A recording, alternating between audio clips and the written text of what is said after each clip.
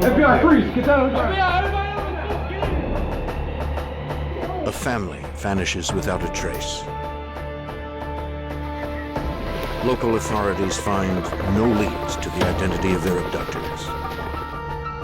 When stolen weapons began to surface, investigators realized the perpetrators were part of a nationwide rampage of violence. They were dangerous men who would stop at nothing to escape justice.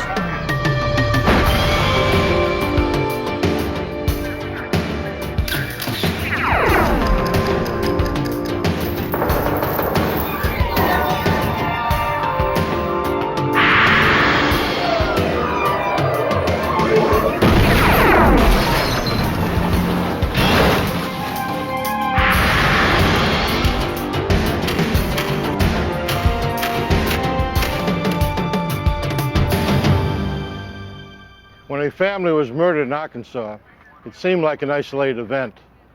But soon the crime was revealed to be part of an ever-widening circle of violence that defined a new age of domestic terrorism. I'm Jim Kallstrom, former head of the FBI's New York office. For the killers, the triple homicide in Arkansas was simply a means to an end. They made their way across the country, letting nothing stand between them and their twisted mission. And we would stop at nothing to prevent their rampage.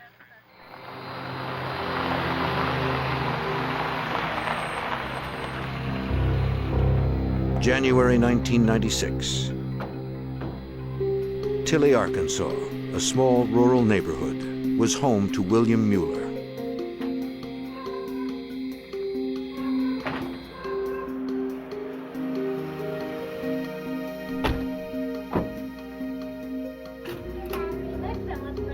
Mueller was a gun enthusiast and self-employed electrician. His wife Nancy homeschooled their 8-year-old daughter Sarah. Returning from a day of work, the Muellers were confronted by 2 men in their home. Get in here! Don't move! You got him? Hands behind your back! Hands behind your back, ma'am,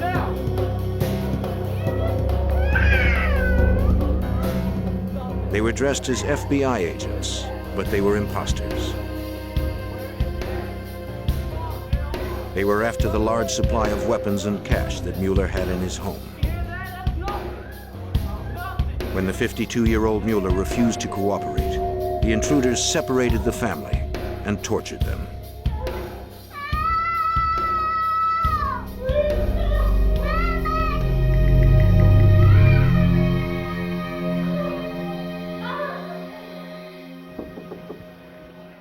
Nancy Mueller's mother, Earlene Branch, grew concerned when she hadn't heard from her daughter in 2 weeks. She turned to the sheriff for help. I usually hear from her at least. She explained that the family often traveled to gun shows, yet her daughter always called when they returned. This is unusual.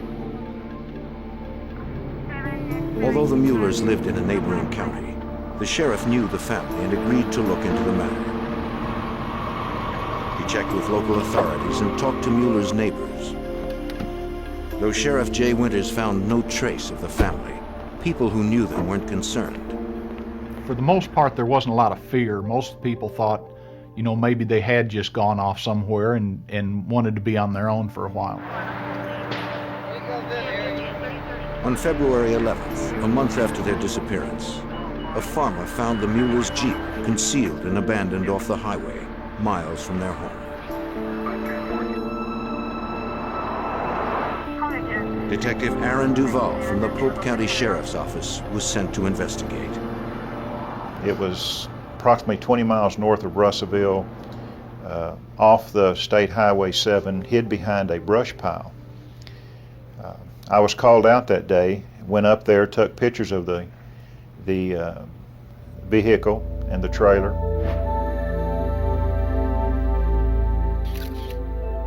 Inside the Jeep, Duval found Nancy Mueller's purse. It held her wallet and ID. The trailer, used by Bill Mueller to transport munitions to gun shows, was empty. Several more months passed, and the Muellers were still missing. 40 miles from Tilly, an elderly couple enjoyed a day of fishing in a bayou near Russellville. While waiting for a fish to bite, the woman snagged her line.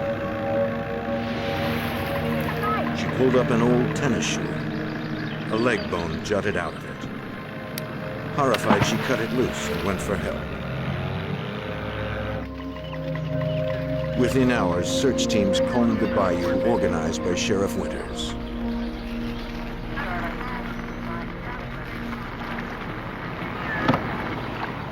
They used large metal hooks to drag the bottom. Divers swam the depths. By day's end, parts of a single body were recovered, a murder victim. The torso had a rock attached to it. There was a lot of tape on it. The head had a bag of some type on it, duct tape around the head. Very disturbing to us because it was obvious, you know, that this was a different type of thing than we typically deal with. It was an obvious execution. It was just some cold-hearted people. Investigators determined it was the body of a small female. They thought it might have been a 6-year-old girl who had been abducted several counties away the previous year. When the clothing and size didn't match her description, another possibility became apparent. It could have been Sarah Mueller. The next day, 2 more partial bodies were found. All 3 torsos had been weighed down with rocks, and each head was covered with a plastic bag secured with duct tape. Dental records, DNA, and clothing confirmed the identity of the bodies. They were William Mueller, his wife Nancy, and their daughter Sarah. The missing persons case was now a grisly triple homicide investigation. It was bad for Bill and Nancy to have to die the way they did. But for a 7-year-old girl to die that way, to be wrapped with plastic, to be wrapped with duct tape, to have a 60-pound rock strapped to her body and thrown into a lake, there was no excuse. During the autopsy, the coroner determined that the 3 had probably been in the water since January 11th, the last day they were seen. A later examination revealed several specks of blue paint stuck to the tape that bound the bodies. Investigators sent the paint specks to the FBI lab in Washington, D.C. for analysis. A forensic chemist determined that they were consistent with auto paint.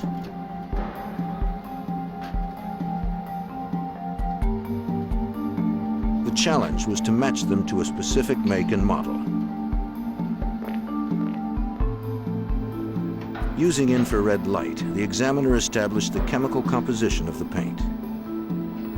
This chemical signature was fed into a computer database containing similar information from every auto make, model, and color dating back to 1934. The results gave the Arkansas investigators their first lead. So we thought that the vehicle that the bodies were transported in possibly was blue. It was determined a particular blue color, metallic blue. The FBI even narrowed it down that it was a General Motors vehicle. Investigators reasoned that they were looking for at least 2 perpetrators. One must have driven the blue car with the bodies in it to the water, while the other followed in the Mueller's Jeep. By the time they dumped the bodies, the Muellers were probably already dead, suffocated by the plastic bags.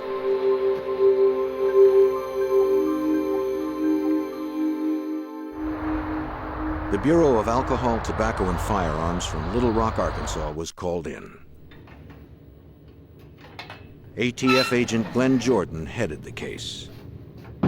Our jurisdiction lay in the fact that Mueller was a former federal firearms licensee, that his firearms were missing, and the fact that Mr. Mueller and his family had been murdered. The ATF had a complete record of Mueller's gun inventory before he forfeited his federal license. With no reports of gun sales since then, agents figured the missing weapons had been stolen. Our goal was to enter the serial numbers of those firearms into the National Crime Information Computer in case those firearms turned up later. That would give us a lead to follow in the investigation. Jordan was already familiar with Bill Mueller's name since the family had been the victims of a theft 1 year earlier. At the time of that robbery, Mueller reported $40,000 worth of merchandise stolen, including 5 firearms and ammunition. Since the Muellers had been victims of a robbery and homicide within the same year, agents believed that the family had been targeted by a group who used and sold stolen weapons, perhaps members of an anti-government militia. Come on in, fellas.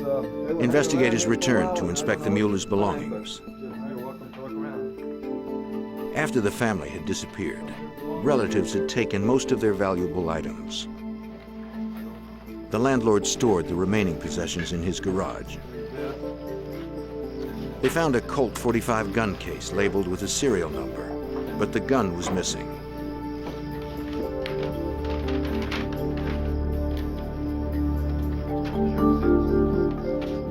They also found a picture of the family with some friends. The ATF entered the serial number of the Colt .45 into the NCIC, the National Crime Information Center. They got a hit. The handgun had been traced to a man named Travis Brake. He had been arrested 5 months earlier in Seattle, Washington for carrying a concealed weapon. Because the gun he was carrying was now linked to another crime, Brake was arrested again by the Seattle police, this time for possession of a stolen weapon. Jordan and Duval flew to Washington State to question him. Mr. Brake was interviewed and advised the Seattle Police Department that he had purchased this handgun at a gun show in Seattle, Washington, and he described 2 individuals that he had purchased the firearm from, one in particularly that he remembered. Investigators showed him the photograph found among the Muellers' possessions. Brake identified one of the men who sold him the gun. That's him, right here. His name was Keith Collins. Agents asked Bill and Nancy Mueller's friends if they had ever heard of him. Collins had once been close with the Muellers. They had attended gun shows together. Investigators discovered that Keith Collins' real name was Kirby Kehoe. The ATF learned that Kirby Kehoe had an extensive record for firearms violations. Kehoe was also actively involved in the white supremacist movement. Members of this growing faction are strongly anti-government, heavily armed, and considered dangerous. Kirby Kehoe became a prime suspect in the Mueller triple homicide. Investigators needed more evidence before they moved in for an arrest. Almost a year after the triple murder and robbery of Bill, Nancy, and Sarah Mueller, investigators were still hunting for the killers, believed to be militant white supremacists. In Sioux Falls, South Dakota, 11 months after the crime, a trooper noticed a blue Chevy Suburban parked in a handicapped space.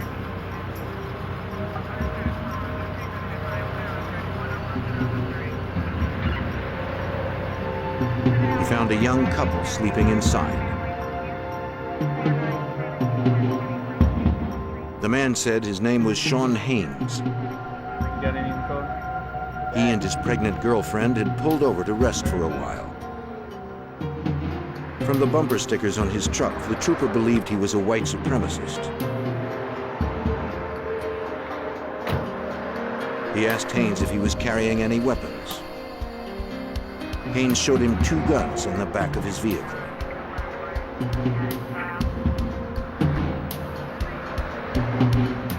The trooper called in the serial numbers and discovered they had been stolen.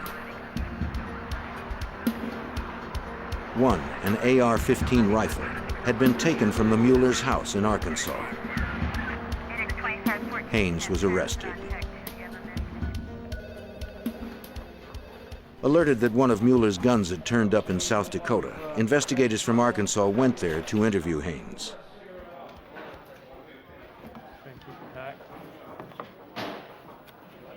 Haynes revealed that he had traded another firearm for the AR-15 rifle at a Washington State motel 6 months earlier. Can you explain how they got there? The name of the man he swapped with was Shevie Kehoe, Kirby Kehoe's eldest son. Now Chevy was also connected to the Mueller murders. Investigators weren't through with Haynes, though. They took a paint sample from his blue Suburban. They determined that the sample did not match the paint found on the duct tape wrapped around the Muellers.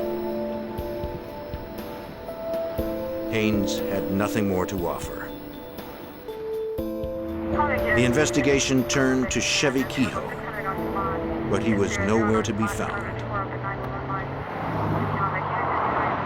Several weeks later, Ohio State Highway Patrol Officer Harold Harker had a routine assignment: to catch speeders in the small town of Wilmington, not far from Cincinnati.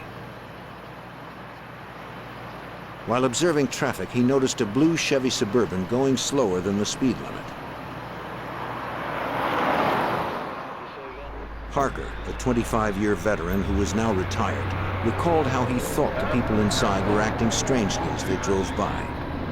As it approached, I saw it did not have a front license plate, and as it passed me, the driver didn't acknowledge my presence in any way, didn't look at the patrol car, just kept both hands on the wheel, fixed straight ahead. However, the passenger not only looked at me as he went by, he actually turned in the seat and looked out the rear window to watch me. Harker knew that Washington State required vehicles to have license plates on both front and back. He called in the plate number and followed the Suburban while waiting for his dispatcher to come back with some information. And they returned and told me that the plate apparently did match the vehicle, however it was expired. So at that point I made the determination that once we got into Wilmington where the berms were wider, I would initiate a traffic stop there. Harker's car was equipped with a video camera mounted on the dashboard. A microphone was fastened to Harker's shirt.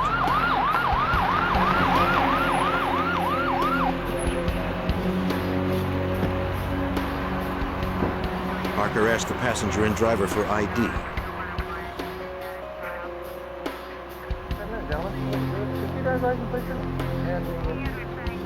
While talking to the men, Harker became more troubled.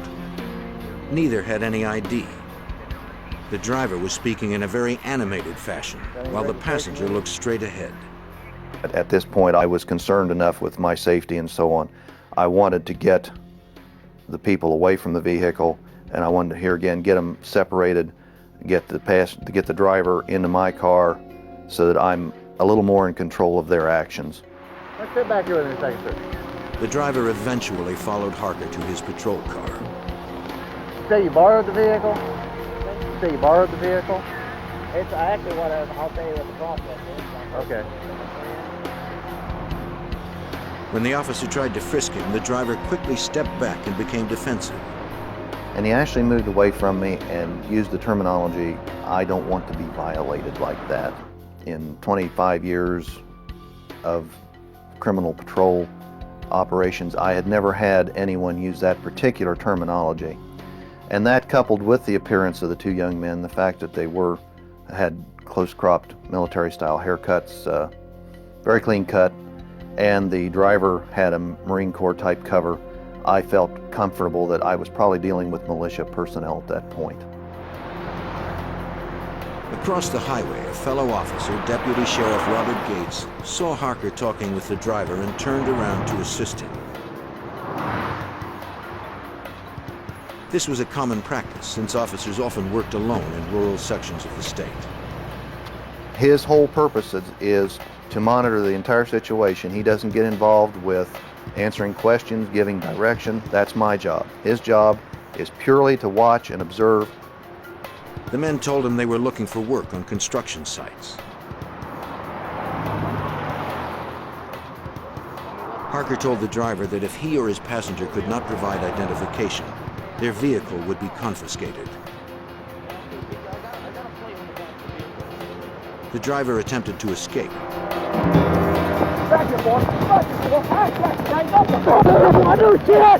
As both officers tried to apprehend him, the passenger jumped from the vehicle and started firing.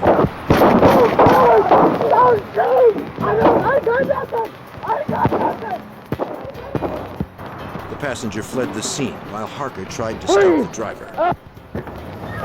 His arm became caught in the door, but he managed to free himself. The other suspect escaped into the woods. Gates pursued him.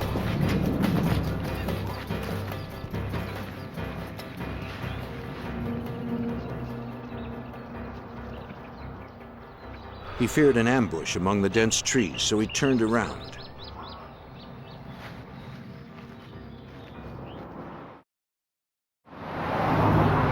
Harker, back at his car with a shot-out tire, called for help. Within moments, the rest of the Wilmington, Ohio Police Department was notified about the shootout. Officer Robert Martin heard the bulletin and then observed a Suburban in an electrical supply company parking lot.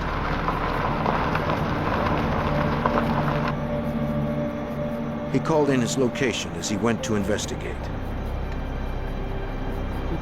Only 10-6 with that suspect vehicle behind the building supply. The Suburban's driver opened fire.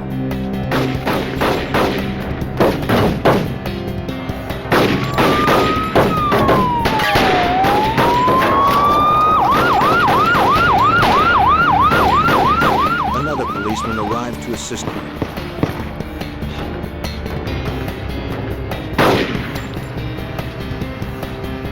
The suspect had disappeared into the industrial area. He'd shot 32 rounds. One wounded a bystander. Back at the first shootout site, investigators were trying to piece together what happened and to learn the shooters' identities. Using metal detectors, they searched for shell casings. The entire area was meticulously photographed and all evidence collected. The small town of Wilmington had never seen anything like this. Police mobilized a manhunt for the two armed suspects. The search continued into the night. Reinforcements were brought in from neighboring counties. Police knew the suspects would resort to violence in order to escape. They had to find them before anyone was killed. The suspects in the shootout were still at large. The ATF and Ohio State Police examined the second gunfight location in the Chevy Suburban. The entire crime scene was processed for fingerprints in hopes of determining the shooter's identity.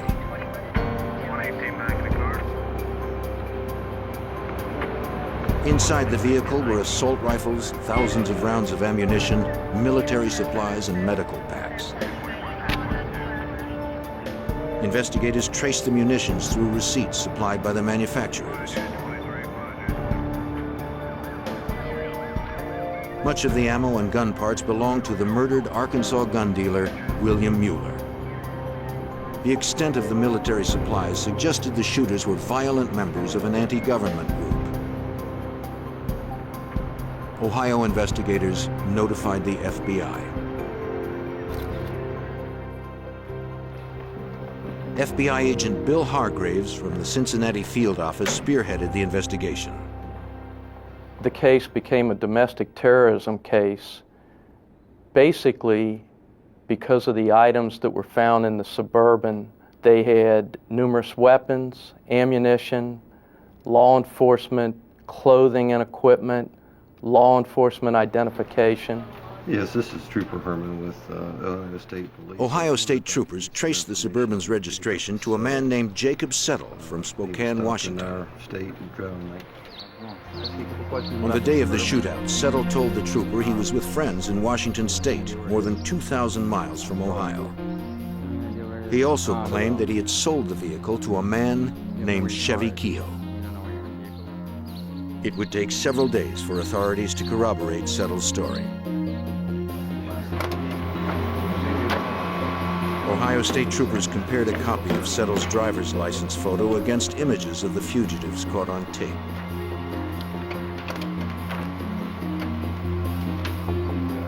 The picture didn't match. The videotape was their best clue. Ohio State Police released the tape nationwide to try to find the shooters' identities.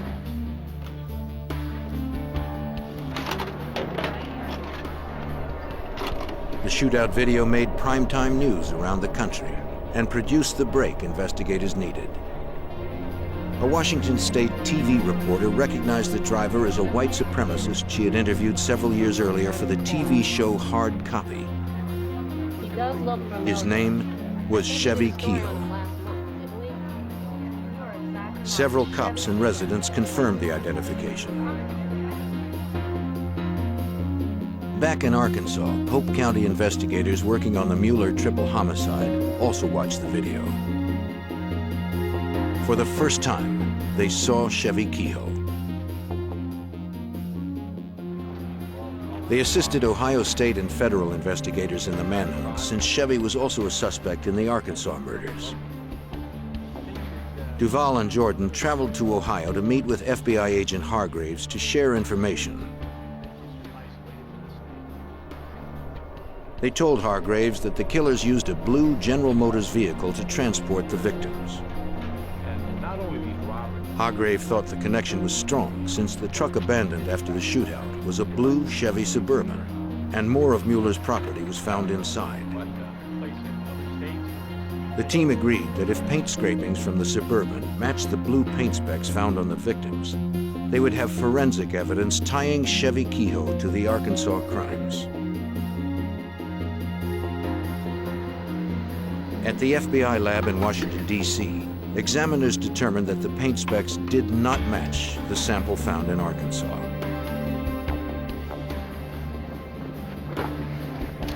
FBI agent Jim Shenandoah was called in, a specialist in tracking domestic terrorists like Chevie Kehoe. We found out that they had engaged in militia-type activities, that they had anti-government views. They were very anti-law enforcement at the time. So it really heightened the security in terms of what these suspects were going to do next. Seeking more information on Chevie Kehoe, a Washington State trooper interviewed his father, Kirby, at his home in Colesville. The trooper asked him if he recognized the men in the video. Kirby did not identify his son Chevy, but he said the second man was his younger son Shane. We found this unusual because the video made it fairly easily to identify the driver, who was Chevy, but not quite as easy to identify Shane. We thought that perhaps there might have been some favoritism for one son over the other. The FBI looked into the background of 23-year-old Chevy and 21-year-old Shane Kehoe. Chevie Kehoe was linked to a variety of crimes. In addition to the 3 murders in Arkansas, he was linked to a murder in Washington State and a murder in, we believe, in Idaho. He also committed a series of burglaries, robberies, and extortions, and also interstate transportation of stolen property. APBs were issued for the Kehoe brothers. On February 18th, investigators picked up the Kehoe's trail in Frankfort, Ohio, 45 miles from the shootout site in Wilmington. A Chevy Monte Carlo was found abandoned in a grocery store parking lot. It had been reported stolen a mile from where the shootout occurred. Authorities suspected that at least one of the Kehoes had stolen it to escape the manhunt. The keys were all the robber had left. Investigators feared the desperate brothers would stop at nothing to escape custody. State police fanned out to canvass the area, hoping someone may have seen one of the fugitives. A mile away at the Lake Hill campground, the Kehoe's path reemerged. Investigators learned that the pair had camped there with their families in an RV. But authorities arrived too late. Just 2 days earlier, the motorhome had pulled out. No one knew if the brothers were on board. The FBI released a nationwide APB for the vehicle. As the weeks passed, people reported sightings of the RV.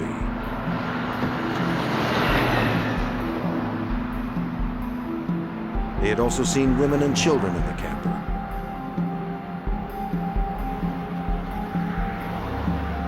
Each time authorities responded, the camper was gone.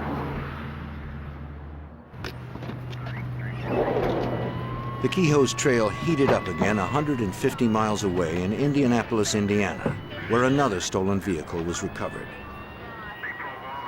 Inside, investigators found clothing and a gas receipt signed by Chevy Kehoe, but no trace of his brother Shane.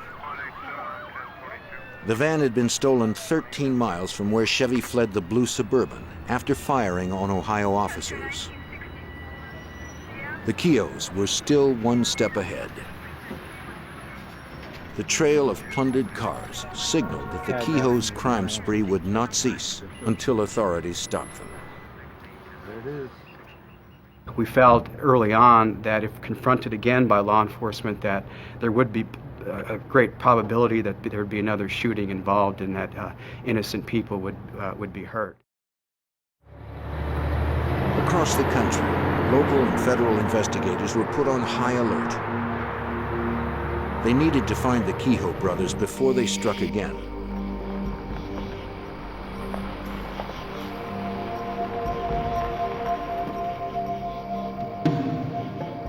In Arizona, a state trooper came upon an RV that fit the description of the Kehoe's camper. It had no license plates, and its shades were drawn.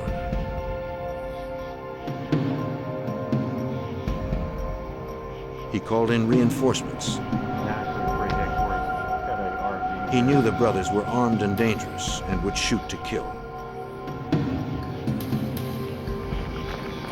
Within moments, a SWAT team surrounded the RV. They hoped the nighttime assault would catch the Kehoes off guard and lessen the chances of another armed confrontation.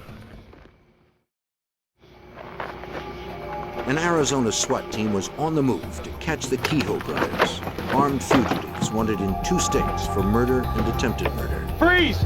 They thought they had them cornered. It was the wrong RV.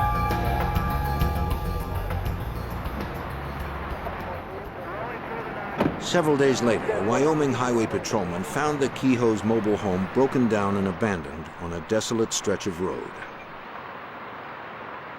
The FBI was informed and asked that the RV be towed into town for inspection.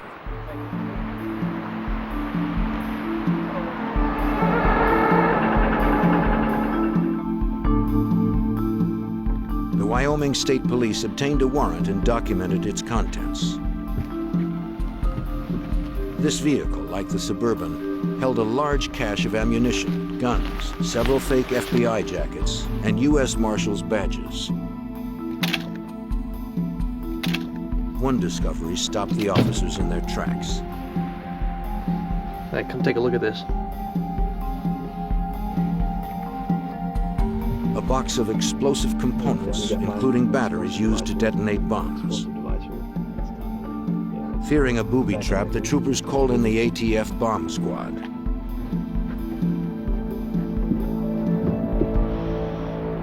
Nearby business and government offices were evacuated. Inch by inch, the bomb squad probed the RV. A thorough investigation revealed no live devices. But the danger wasn't over. According to ATF agent Jordan, the Kehoe brothers had a well-equipped bomb factory, which increased their potential for violence. The bomb-making components that we found consisted of some metal cylinders, several types of chemicals, mixing bowls, hot plate, coffee filters, instructions for making homemade blasting caps, quite an assortment of bomb-making components. Receipts on board revealed the family's path since leaving Ohio. They traveled through West Virginia, North Carolina, Alabama, Texas, and Montana before ditching the mobile home in Wyoming. The vehicle offered few clues to the Kehoe's current location.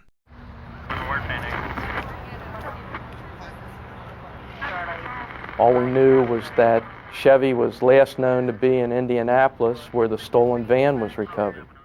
We presumed that Shane and the families had made it as far as Casper, where the camper had broken down. From that point on, we basically had a cold trail.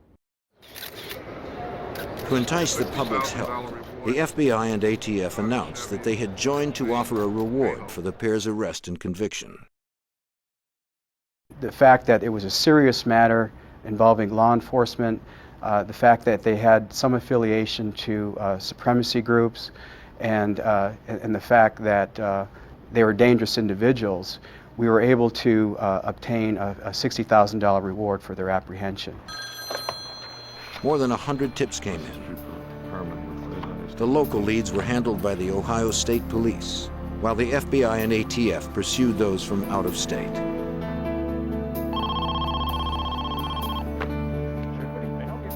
On June 16th, investigators got the news they were hoping for. A sheriff in Stevens County, Washington, received a call from a friend of Shane Kehoe. Shane wanted to turn himself in.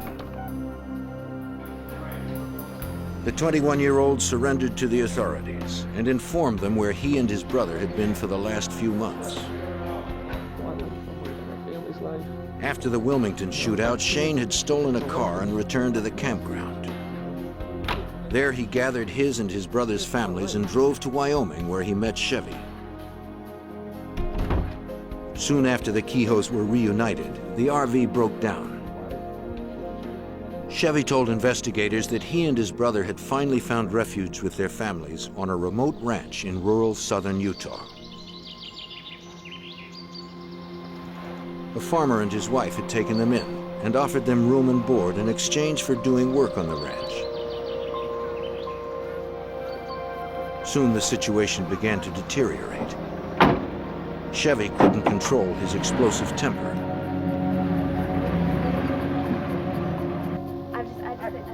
Both Shane and his wife, Tana, grew concerned. Chevy talked of building his own white supremacist order. He thought of killing his wife, Karina, because of Native American ancestry in her family. He even talked of murdering his own parents, Kirby and Gloria, in order to raise his 6 younger brothers with his beliefs. On June 12th, almost 4 months after the shootouts in Ohio, Chevy finally turned his growing paranoia on his own brother. Shane explained to us that they had recently gotten into a fight and that he feared for his life as well as the lives of his family. Shane also told investigators that Chevy had several items in his possession that belonged to the Muellers. Chevy had also admitted to suffocating the Mueller family. Not knowing what Chevy would do next, Shane and his family fled Utah in the middle of the night, driving almost 1,000 miles back to Washington State.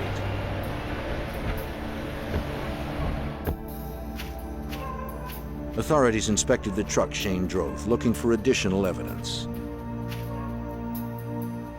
Lab examiners discovered that the vehicle, which belonged to Chevy Kehoe, had been repainted from its original blue color. FBI forensic chemist Ron Mentold explains. We often see repainted vehicles in the laboratory here, and we can determine how it was originally painted. The layers of paint can many times be thought of as a stack of cards that is loosely adhered to each other. Okay, and any one card can be withdrawn from the layer and sampled individually. So the ace of diamonds, which is a primer layer, would be different in chemistry and color from the king of spades, which would be on top. The test results were conclusive. The composition of the blue paint found on the Kehoe's vehicle matched the specs found on the Mueller's bodies. The evidence against Chevy Kehoe was compelling, but capturing him would be no easy task. Investigators would have to travel to Chevy's remote hideout in Utah, where an arrest team could be seen approaching from miles away. Wanted for triple homicide in Arkansas and attempted murder in Ohio, the white supremacist Chevy Kehoe was heavily armed and hiding with his family on an isolated ranch. Apprehending the criminal in the wide open spaces of southern Utah would be dangerous for agents and Chevy's family. The FBI and ATF needed an arrest plan that minimized the risk. Agent Will Long was in charge of coordinating the plan. He is in shadow in order to protect the sensitive nature of his current case. Chevy's children and his wife were there, and we certainly didn't want to get involved in a situation where they were in the middle of a shooting situation or possible hostage situation. Long enlisted the help of Rodney Levitt, the farmer on whose land the brothers had been living. Levitt agreed to help the FBI due to his concern for Chevy's children. He told us that on a regular basis, Chevy Kehoe would, at his request, travel into Cedar City to run errands for him related to the farming operation. And in this case, they had previously talked about Chevy coming into town on this day to pick up some feed from the local feed store. And we decided that we could use that as an opportunity to take him at the feed store in an environment that we could control. That left agents only 2 hours to get into position before Chevy arrived in town with Levitt. 2 hours is a short amount of time. We placed surveillance units along the road that would be in a position to call out the location of Chevy Kehoe and Mr. Levitt as they made their way into town.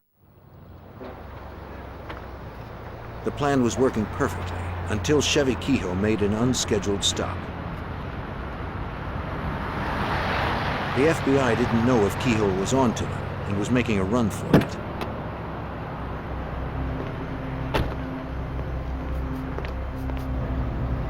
The agent on location radioed in for assistance.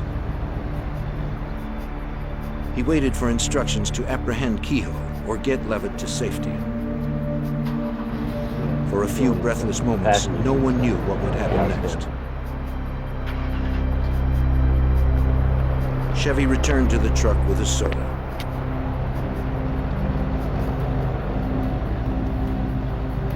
To the undercover agent, it seemed that Chevy had no suspicions and returned to the road. Back in town, more than 25 agents waited for the arrival of Chevy and Levitt. Snipers were positioned on the rooftops, and the feed store was surrounded.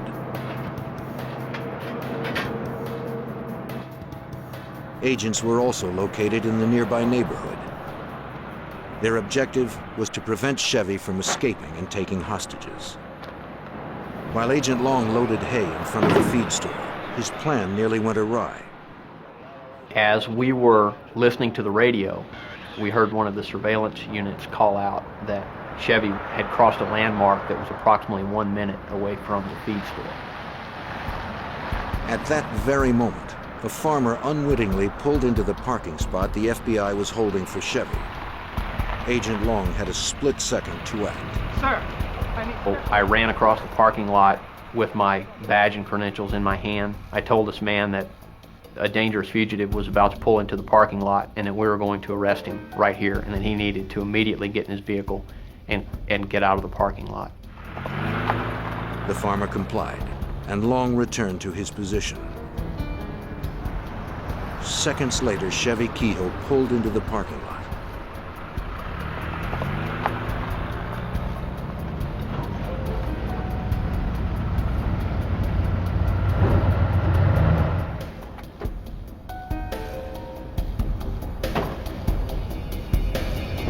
FBI, get on the ground! Get down on the ground! Get down on the ground! Long and his team pounced on the suspected murderer, leaving him no time to reach for a concealed weapon. After 5 months of a nationwide manhunt, the FBI had finally captured Chevy Kehoe. Back at the ranch, there was still the matter of taking Chevy's wife, Karina, and their 3 kids into custody. Once again, Levitt offered his help. Apparently, Mr. Levitt had an injured back, and Karina would routinely come out and open the gate for Mr. Levitt to let him into the property as a courtesy to him because of his injury. To open the gate, Karina had to leave the house, giving agents the opportunity to arrest her. Long hid in the back of the truck with 2 other agents.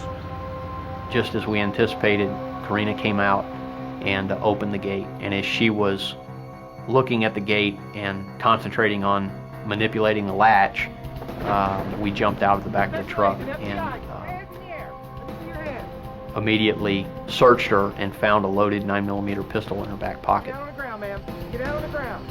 Get out on the ground. Spread your legs. Spread your arms. Long obtained a search warrant for the Kehoe's trailer on the Levitt property. Okay. Before inspecting it, the FBI safely escorted the children outside and entrusted them to the farmer.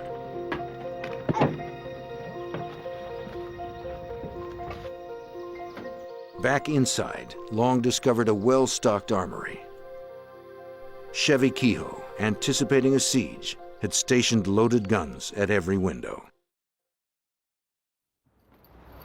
With both brothers finally in custody, the pair was transported back east to face 16 state and local charges. Chevy would first be tried in Arkansas on federal charges. With the Kehoes locked up, U.S. Attorney Paula Casey had several months to prepare a solid case. The federal agents and Aaron Duvall, Jay Winters, came here and they laid out the evidence they had of all the various crimes that had been committed. And after we examined everything that was there was sort of this growing realization as we reviewed these things that it was a racketeering case. Placing Chevy's illegal activities under a racketeering umbrella, Casey needed to demonstrate that crimes were committed in order to expand his white supremacist movement. The racketeering statute lets us give a jury the complete picture of what happened. It lets us put that together so that all of the evidence can be placed before the jury for their decision. Chevy Kehoe was ultimately charged with 57 federal crimes, including the brutal murder of Bill and Nancy and their 8-year-old daughter, Sarah. Chevy Kehoe was tried, and following a 3-month jury trial, he was found guilty of racketeering, and as a result of his conviction, he received a sentence of life without the possibility of parole, because in the federal system there is no parole. As for brother Shane, despite his claims of self-defense, he was found guilty of the state charges brought against him. Among them, attempted murder for the shootout in Wilmington. He is currently serving 24.5 years. The reason I think every agency was so cooperative in working on this was just that it was a horrible crime. It was a crime that was obviously hard for anybody to figure out why it happened, exactly how it would happen. It was just one of those things that everybody wanted to help out, and they knew that we couldn't do it all ourselves, and if it had been their case, they wouldn't have been able to do it by themselves either. So it was just a matter of everybody getting together, because the bottom line was there were some bad people out there, and everybody just needed to get involved for a common cause, and that was to put the bad guy behind bars.